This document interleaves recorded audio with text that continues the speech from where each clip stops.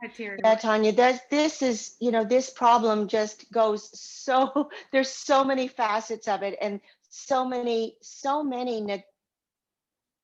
facets that are neglected, Yeah.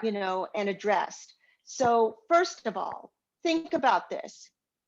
Our children will spend 13 years of their lives, 9 months out of every one of those years in school, and they're mandated to be there by law. There is nothing that is protecting them, and we don't have the assurance that the people and adults they're going to encounter in those schools are fit to serve them. Law enforcement, military, they all go through these fitness examinations. I grew up in a military life. I married a military man. I know the security clearances, and those processes and how extensive they are. But yet our teachers are not vetted in the same way, and they're spending all of these years and time with our children for most of their lives. So that's the other problem, is there's no background checks are a false sense of security, because this type of case very rarely gets reported within a statute of limitations. So those that are offending our kids in school don't have criminal histories to be found in fingerprint background checks.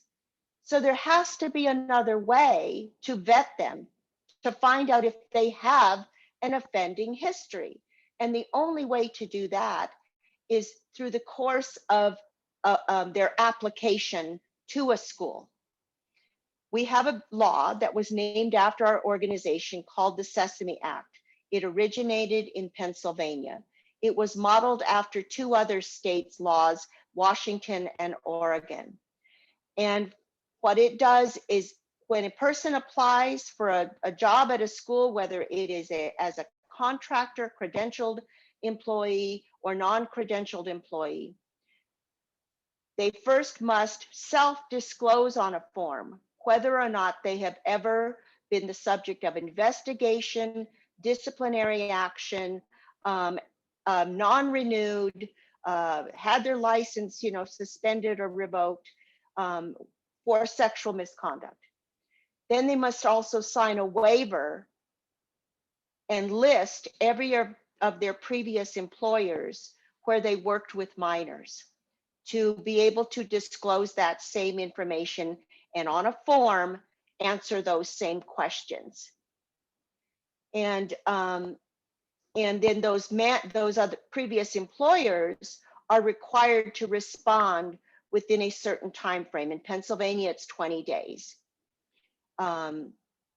So this is how we find out who has the history of engaging in sexual misconduct with students, and then not hiring them, of course, and not passing them from one jurisdiction to the next, because that's the other problem. The S.E.S.A.M.E Act prohibits the use of confidentiality agreements, separation agreements, and any form of aiding and abetting a person to be hired in another school jurisdiction. So that prevents that practice of passing the trash, so that they can't go somewhere else.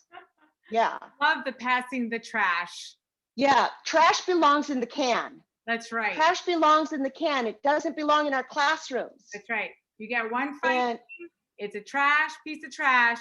You put it in the trash bin. You throw it on it. Right. And the can in this case is jail, imprisonment, because these are child predators that have